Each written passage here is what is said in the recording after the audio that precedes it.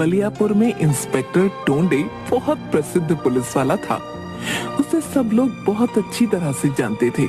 इसलिए नहीं कि वो बहुत बहादुर और ईमानदार था, बल्कि इसलिए क्योंकि वो बहुत बेईमान और घमंडी था।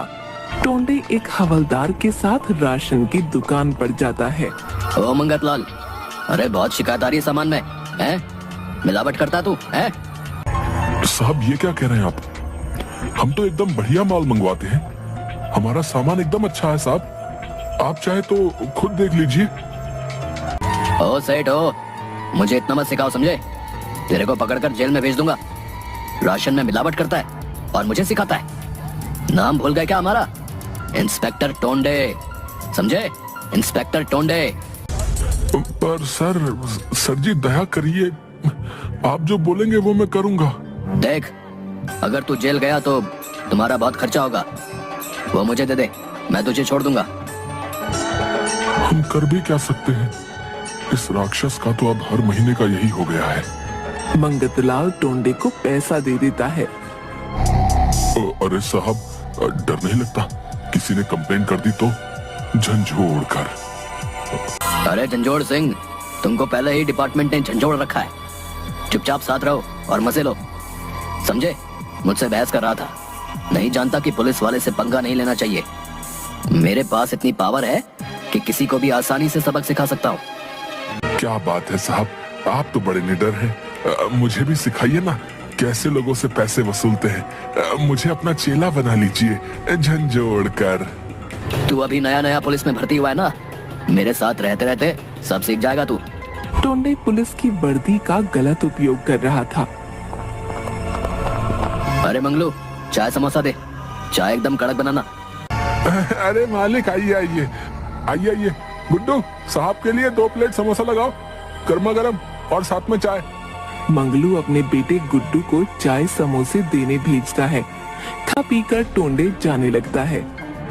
साहब, आप पैसा देना भूल गए। क्या बोला? मुझसे पैसा लेगा तू, है? पैसा चाहिए तुझे? मंगलू दौड़ता दौड़ता आता है।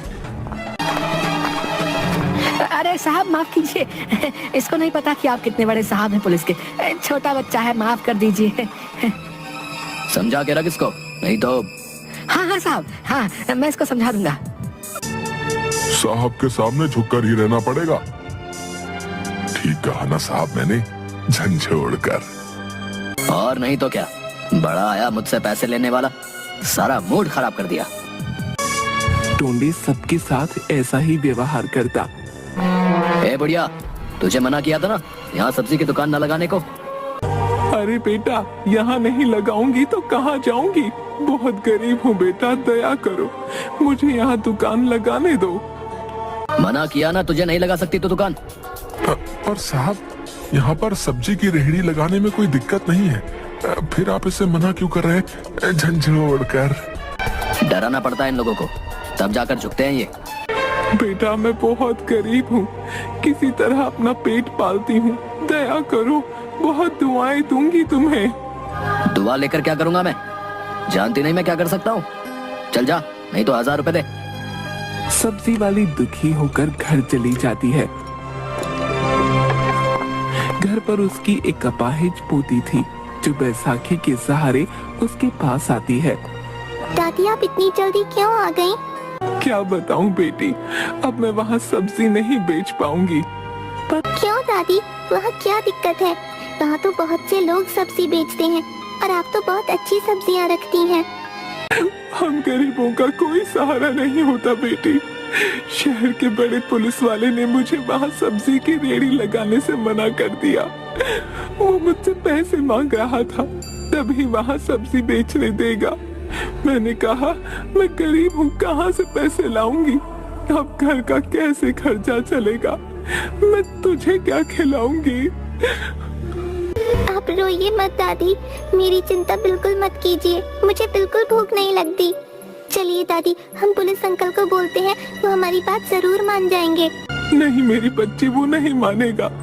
मुझे माफ करना, मैं तेरा ख्याल नहीं रख पा रही। उसी शहर में केशव नाम का एक गरीब ऑटो चलाने वाला रहता था। तभी वहाँ केशव अपने ऑटो से गुजर रहा था। टोंडे उसे रोक लेता है और चालान मांगता है। हाँ भाई, गाड़ी के पेपर दिखा। साहब मेरे पास सब पेपर हैं, आप देख लीजिए। हाँ तो क्या, 1000 रुपए दे, तेरा चालान कटा है। 1000 रुपए किस बात के साहब? मेरे तो सारे कागज सही हैं। हाँ हाँ, इसके सारे पेपर सही हैं, झंझोड़ कर।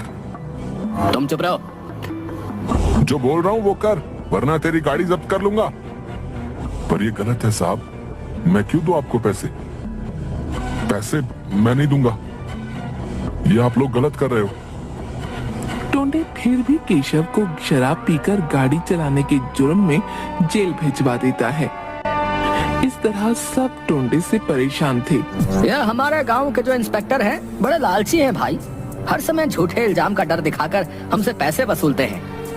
हाँ भैया, सही कह रहे हो, हम तो बड़े परेशान हो गए, काम धंधा करना भी मुश्किल सा हो गया है।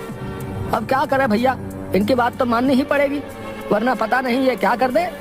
अब देखो भैया, कैसे हमें उससे राहत मिलती है। हर बुराई का कभी ना कभी तो अंत होता ही है। सच ही कहा गया है, हर बुराई का अंत जरूर होता है।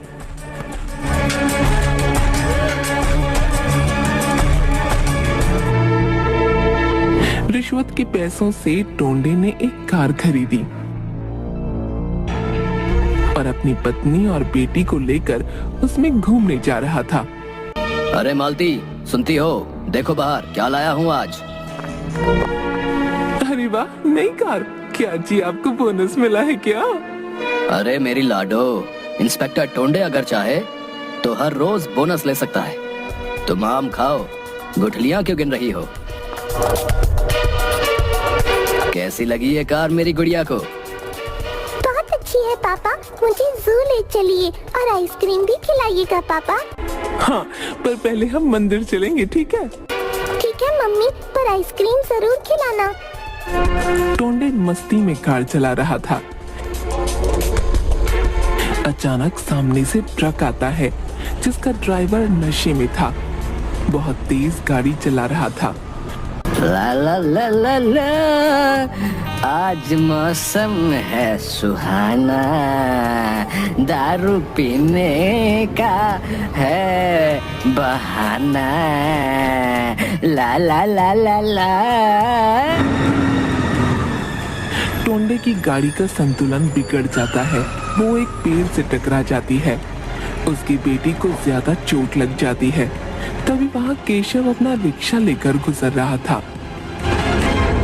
साहब बाहर आ जाइए, मेरा हाथ पकड़ के। टोंडे किसी तरह बड़ी मुश्किल से बाहर निकलता है। मेरी गुड़िया अंदर ही है, मेरी पत्नी भी। हाँ साहब, मैं अभी निकालता हूँ, आप फिक्र मत करिए। बड़ी मुश्किल से वो सबको बाहर निकालता है और अपने रिक्शा में बिठाकर अस्पताल ले जाता है। अभी आपकी पत्नी ठीक है, आपकी बेटी को खून की जरूरत है, जल्दी इंतजाम कीजिए। मैं कोशिश करता हूँ, आप मेरी बेटी का इलाज अच्छे से कीजिए। इस वक्त तक केशव ने ये बात सबको बता दी थी और सब हॉस्पिटल में आ गए थे। साहब आप चिंता मत कीजिए, मैं बिटिया रानी को खून दूंगा। आप सब लोग कितने अच्छे हैं, आप लोगों का बहुत शुक्रिया। मैंने आप लोगों के साथ बहुत गलत बर्ताव किया, फिर भी आप लोग मेरी मदद के लिए यहाँ खड़े हैं। आप चिंता मत कीजिए साहब, बिटिया रानी बिल्कुल ठीक हो जाएंगी बहुत जल्दी। माँ, आपको तो मैंने बहुत दुख दिया है, फिर भी आप मुझे दुआ दे रही हैं। आप सब लोग मुझे माफ कर दीजिए। आप लोगों ने मेरी आंखें खोल दी। अब मैं कभी कोई गलत काम नहीं करूंगा और अपनी वर्दी का हमेशा सही इस्तेमाल करूंगा। आप सबकी वजह से मेरी गुड़िया और हम लोग बच पाए। आप लोगों का बहुत बहुत धन्यवाद। साहब अच्छा हुआ आप वक्त रहते सुधर गए, अगर गलती से मैं आपका सीनियर बन जाता तो आपको मैं ही सुधारता, झंझोड़ कर। कुछ ज्यादा नहीं बोल रहे हो झंझोड़ सिंह, अभी सीनियर मैं ही हूँ। वो गलती से जुबान फिसल गई साहब, झंझोड़ कर। और सब हंसने लगते हैं।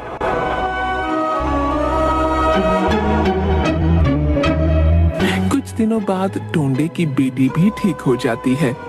इसीलिए कहा गया है कि इंसान को हमेशा अच्छे काम करने चाहिए, क्योंकि ईश्वर उनके हर कर्मों का हिसाब लेता है।